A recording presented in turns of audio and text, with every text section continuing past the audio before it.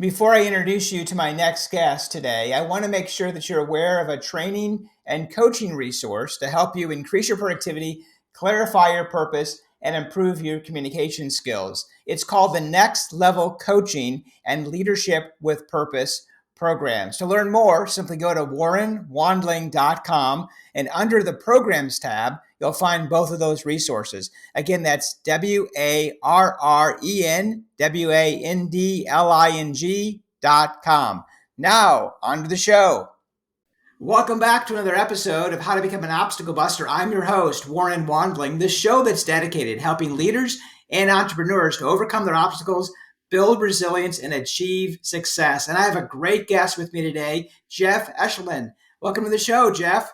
Absolutely delighted to be here, Warren. Yeah, I'm really looking forward to our conversation because you have a fascinating background across your 30 plus year career and really bring some great insight in reference to our listeners and leaders that need to break through some obstacles. So as an executive coach for 30 years of experience from the combat in Iraq to the corporate boardroom, personal development, consistency, tenacity, work ethics, or kind of your hallmarks around personal leadership style, tell our listeners a little bit about your business. Yeah, so I am an executive coach. And since retiring from corporate last year, I've been building my practice. I work with CEOs and founders from, I would call it mid-market companies. So think 50 to 500 million.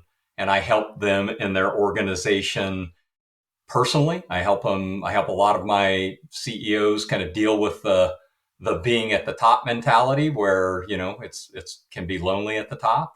And then I help them and oftentimes their leadership teams navigate the changes that are ever present in the world and the economy. So that's what I've been up to and having a lot of fun doing it.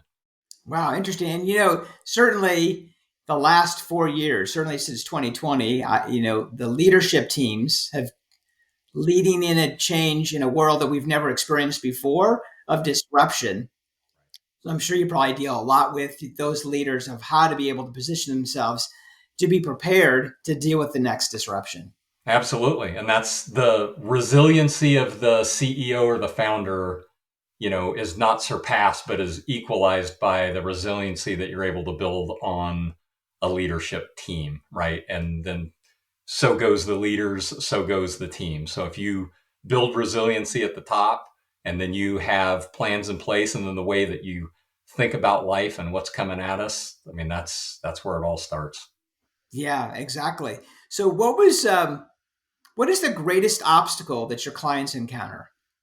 I would put it in two buckets. So it's either people, right? So think about people, recruiting the right people, hiring the right people, retaining people. That's always a big topic. Training people, growing people, promoting people.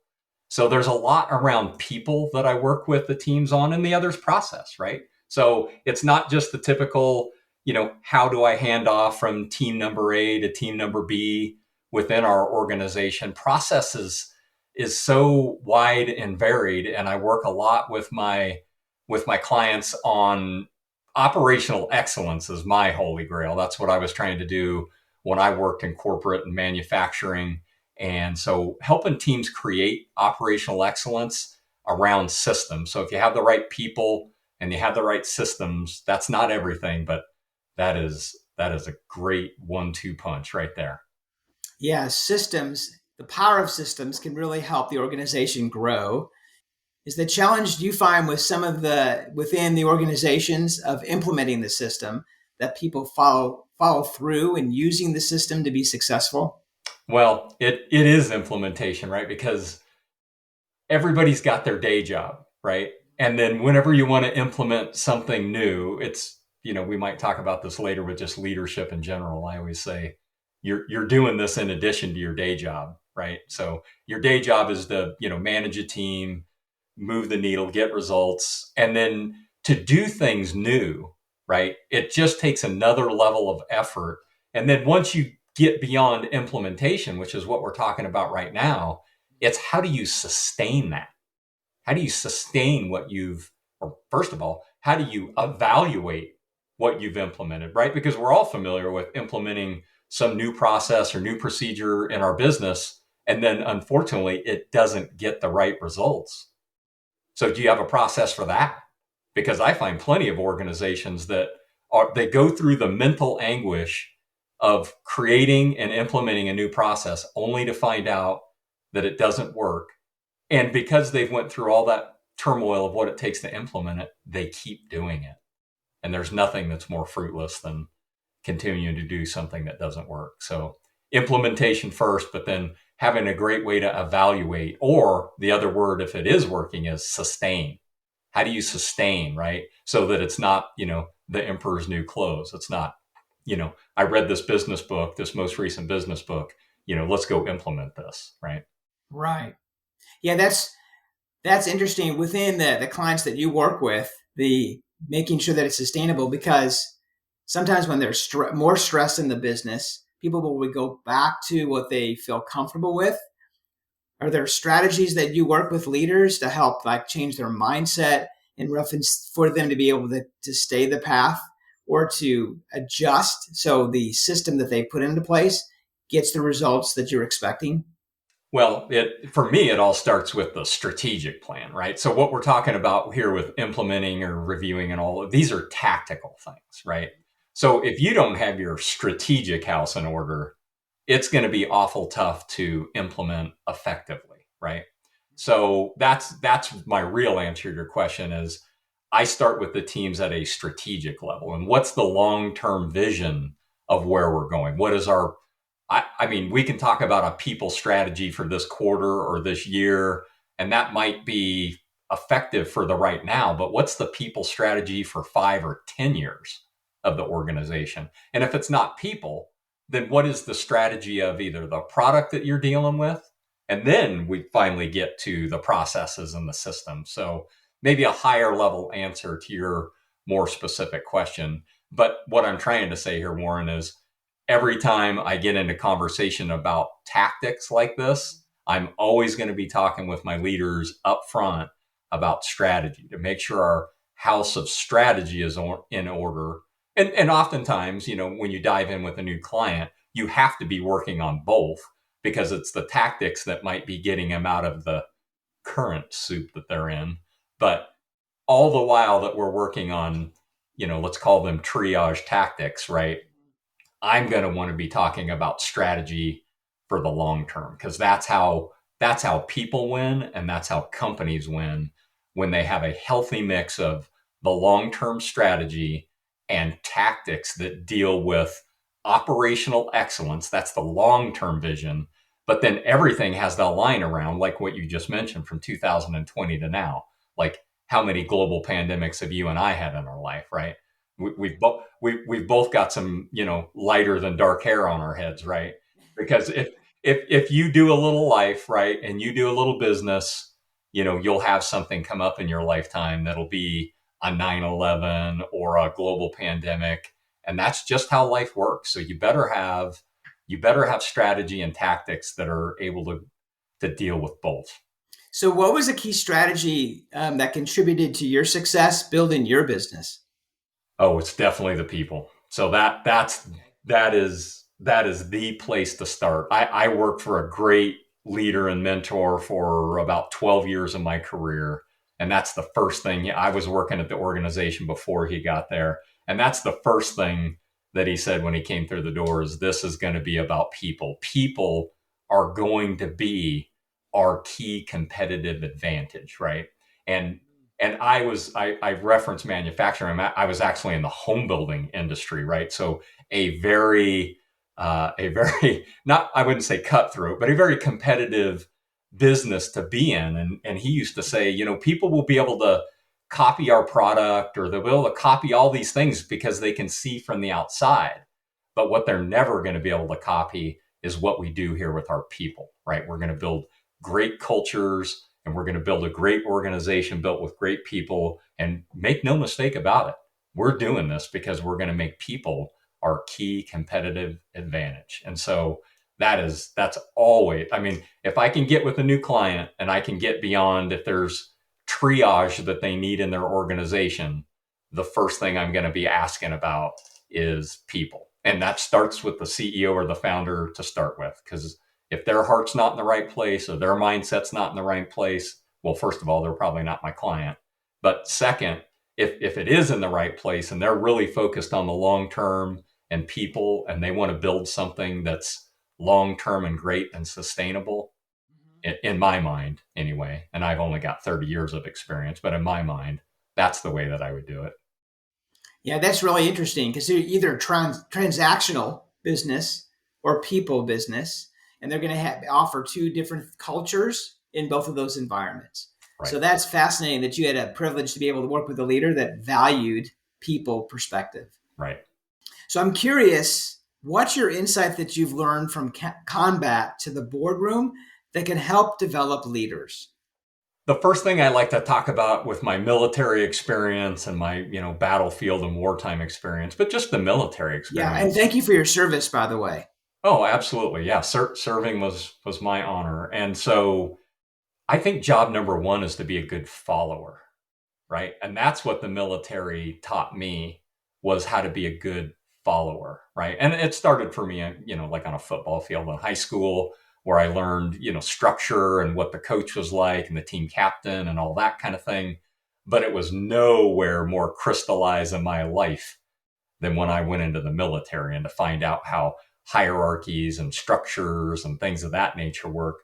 But being a good follower, and so if you're in the audience right now and you're saying, "Oh, but Jeff, I'm the CEO of my company, or I'm the founder, so like I don't have anybody to follow." That's not true, right? So if you are that person and you don't have people that you're surrounding yourself with, mentors or peer groups or things of that nature that are helping you shine a light on yourself to start with, right? So for me, it always starts with being a great follower. But then leadership 101 for me on the battlefield and in the military is demonstrate what you want. Just as I said before, so go leaders, so go teams. And so if you think you're the kind of leader that's going to say one thing and get a different result because you don't demonstrate that, and let's say you happen to be a parent, right? And you've had kids, tell me how, do as I say and not as I do works. How effective is that, right? Anybody that's had children knows how effective that is. And so if you apply that to your life as a CEO founder or a line level leader, if you're in charge of teams, you need to walk the walk. You need to demonstrate what you want. And especially if you want more of something. If you want more open communication, if you want more esprit de corps, if you want more, peer level recognition, then give it. That's the best thing you can do, is demonstrate what you want more of. Yeah, and that's really a simple strategy, right? Jeff, in reference to for leaders to be able to do that, is to demonstrate what they want within their team and create that culture. Sometimes the leader might think that they're looking for everyone else to rise up because they already maybe in their head think that they demonstrate it. But if they're not actively doing it on a daily basis, it probably doesn't change the culture. Is that what your experience has been? That's exactly it. And that's what I find out in those first conversations with the CEOs and founders when we're talking through how business is going. And that's what a coach does, right? They go in and they ask tough questions, right? About what they are demonstrating. How are they showing up? In your opinion, because of your background and your wide experience, what's some top tips in building exceptional teams? So relating to the people side of the equation, right? It's hire, right? Again, that same leader that I work for said, hire the right. So this is a 3-part answer. It's hire, right? Hire great people. Number 2 is equip them with the resources that they need to be effective in their role. So equip them. And then number 3, and this might be counterintuitive to building great people culture, or might seem counterintuitive, but it's really not, which is create a culture of accountability. Accountability within roles, accountability for results, accountability for change management, create a culture of accountability. So if you can hire people right, getting great people on your team, and I know that's not easy. Oh, sure. You asked the question like, yeah, I think it's easy for, or not easy, simple is the word you used, for leaders to demonstrate what they want. And I would use like a Jim Rohn analogy here. He used to say like, things that are easy to do are also easy not to do, Yeah, right? I love that And, quote. and Yeah. so we don't want to trip over what is simple or what is easy, right? Because it's simple to go to the gym, it's simple to eat healthy and nutritious, but it's not always easy, right? So you have choices to make, and that's what we were talking about in leadership. So that's my answer for the exceptional teams, and that's really how we were able to build in our organization. We built award-winning culture, like best places to work, award-winning culture, and that is the formula. It's people, it's equipping them, and it's Mm-hmm. holding them accountable. Yeah, I think accountability is a great place because if you have the right leaders in place, they want to challenge the others on their team to rise up to be better. So within that process, part of that is creating that great company culture, which you've talked about already. What's one secret that you can share with our listeners that's going to really help them build that great company culture, other than what you've already mentioned so far around hiring the right people? Once Right. we get the people in place, how do you turn that culture around so it's really edifying the team to be able to have that growth mindset? Right. So this is again going to be one of these things that's really easy and really simple, but not always easy to do. And I'm going to go, old school here and go back to the 1930s and Dale Carnegie, right? Okay, Which yeah, is well, that's a good so name. so get to know your team. How many leaders know, and I don't just mean, that you can name everybody by name. That should be a given. But do you know when their birthday is? Do you know how many kids they have? And then what do you do with that kind of information? Do you call people or acknowledge them on their birthday? Do you ask on a Friday afternoon, like, hey, do you have any plans this weekend? It's a great way to find out if you're going to soccer games or, things that are happening in their life. And again, this is one of those leadership things where it's in addition to your day job, right? These, Right. I'm here. Let's go super old school. So I'm a big fan of sending like handwritten notes. Okay. So imagine how many people, I mean, in my entire 35-year career, I mean, I have gotten handwritten notes, but I've probably sent 10 or 20 times more than I've ever gotten because I think it's so important and it's so unique and it's so memorable. And does that make a difference if you're asking me? And the answer is yes. Getting to know your people and then doing, it's not just, a great email to your team when they've done a great job is great. And it's better than a poke in the eye with a sharp stick, but it's not as good as singling one person out.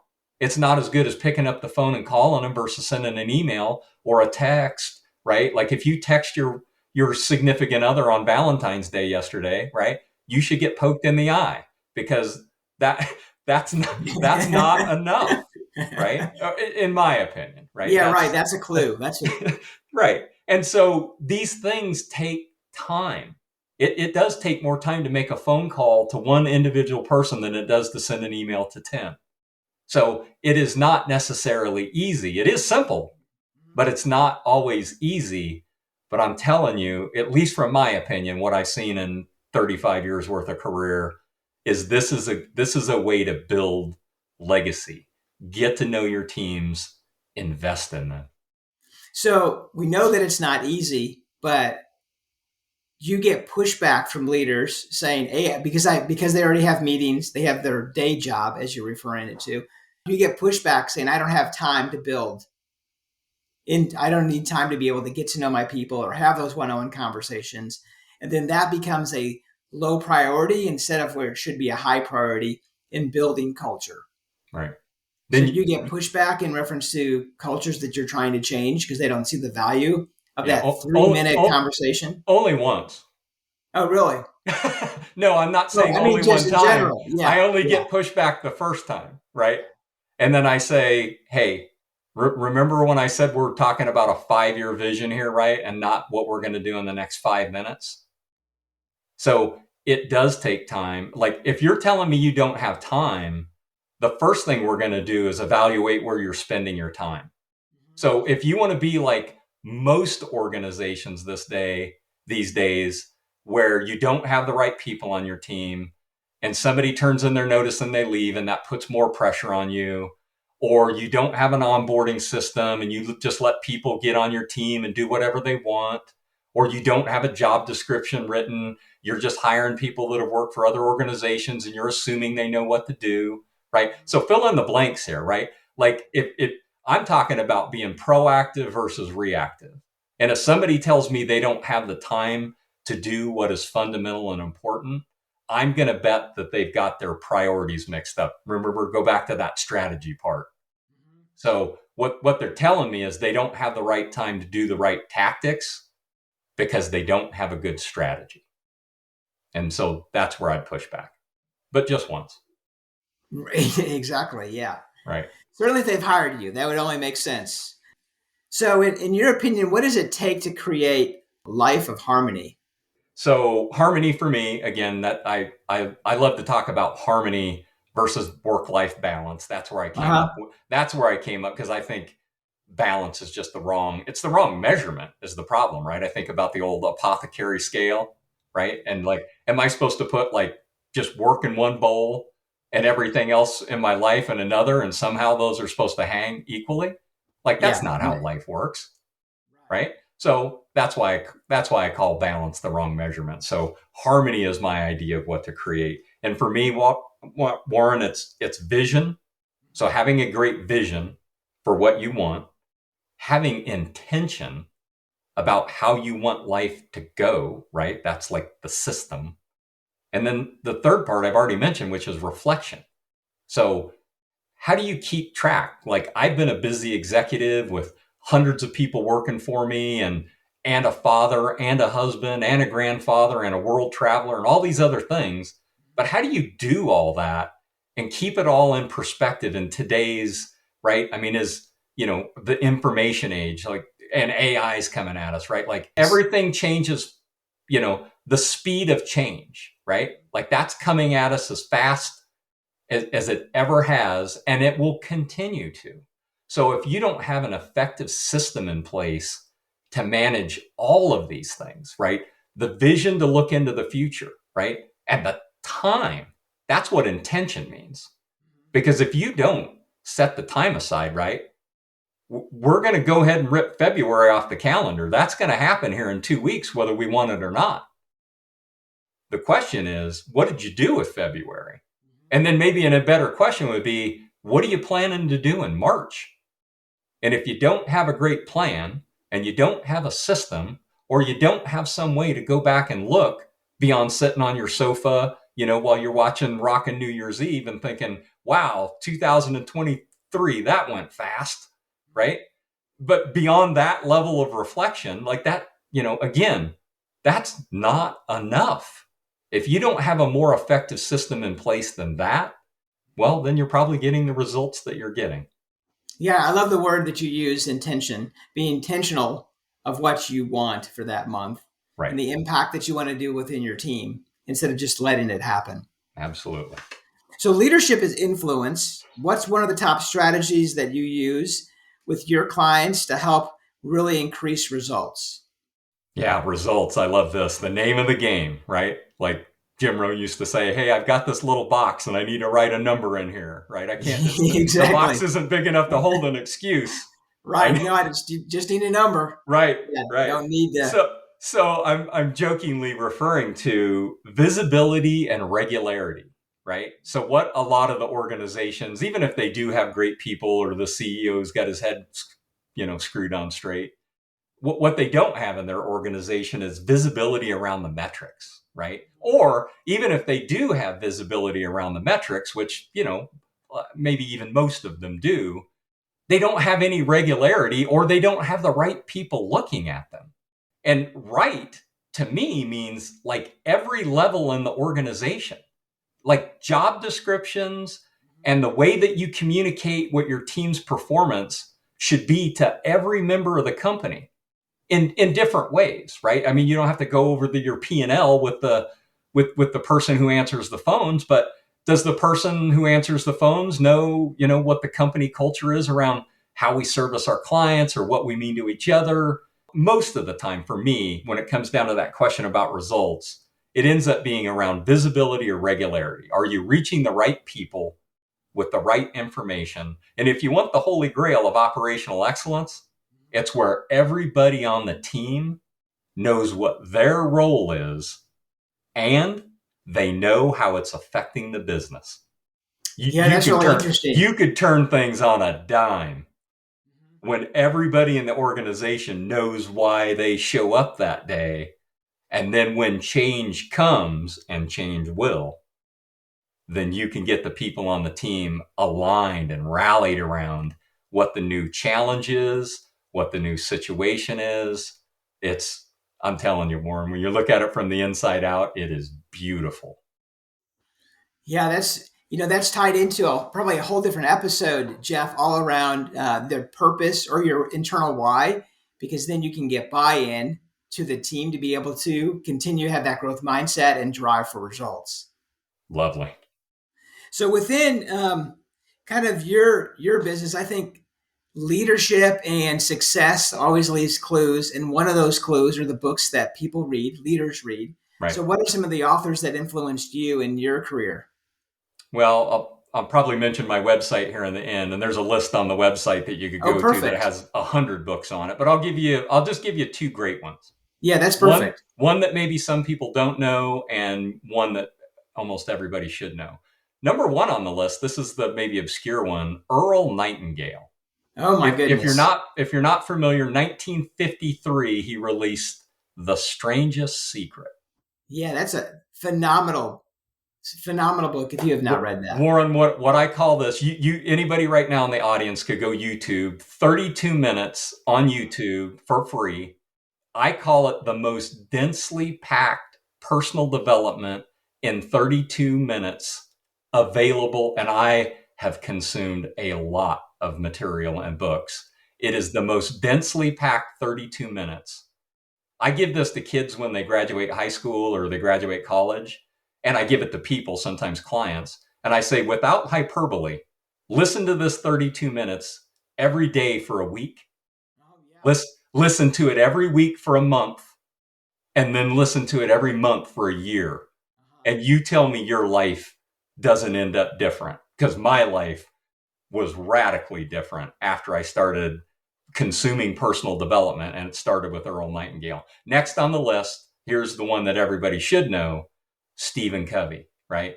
Seven Habits of Highly Effective People. I would assume that most people in your audience have consumed that material. But here's the question I would ask.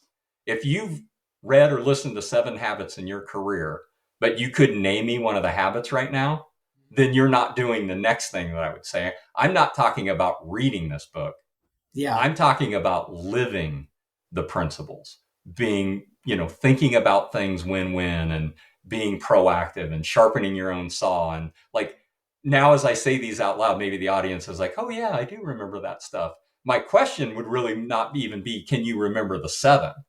The question is, do you have those 7 alive in your life today? And if you don't, that would be a great place to start. Yeah, I love that challenge. So I do. Listeners, take that to heart. That is some great content in reference to moving your leadership forward and just implementing what Stephen Covey has to say in his book. So thank you for that challenge, Jeff. You bet. So what does the future hold for you? Any special projects? Yeah, a couple. I mean, number one, I'm growing my practice. I've only been doing the executive coaching thing now for just under a year. So I'm having a lot of fun growing my practice. And this is the term I wrote down. I don't know whether this podcast would call me a no nonsense approach, but that's kind of my approach, which is just shoot it straight to people. And if they don't resonate with my style, then they're probably not my client, right? So I'm having a lot of fun working with people that I want to work with, which are upwardly mobile, people that want to have fun, and not just have fun, but grow a great business that sustains for the future. And then, yes, my special project right now is I'm creating a leadership school called Rise Leadership. And I'm building it here locally in my Phoenix market right now to help next level leaders achieve that next level of success. And I'm super psyched up about where this thing is going. Wow, awesome. So, in reference to that, Jeff, I know our listeners are going to want to reach out to you. Mm-hmm. What is the best way for them to be able to do that? I'd say two great ways. You can hit me up on LinkedIn, right? And I'll mention my name and my website here. And so either way that you want to find me, either on LinkedIn, that's probably where I do the most business, probably next to YouTube. But my website is jeffeschliman.com. So I'll just spell that out, Jeff, and then ESCHLIMAN.com. And if you go to my website, you can hit me up there to contact. There's a harmony assessment in there to find out, how, if you want some help finding out how your life's going right now and some feedback on that, it's really quick and easy. Okay, fantastic. Well, I appreciate you coming on to the show, sharing all your strategies and tips with our listeners and helping them to really break through their obstacles. Absolutely. Delight being with you today. Yeah, well, this is your host, Warren Wandling, saying until next time, be an obstacle buster and be resilient.